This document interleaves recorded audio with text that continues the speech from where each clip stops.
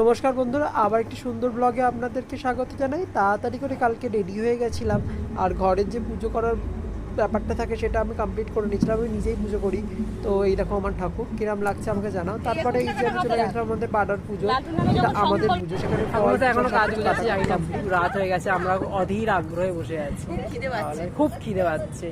সামনে লুচি নাড়ু প্রদীপের জল আছে, ভাবছি ওটা আমি পান করে নিই।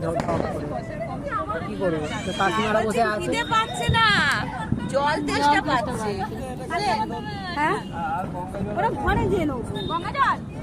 হ্যাঁ আছে, ওগুলো কালো কালো হয়ে গেছে, পয়সাটা দিয়ে যাও। শুধু বুড়ির মুখটা সাদা লাগছে।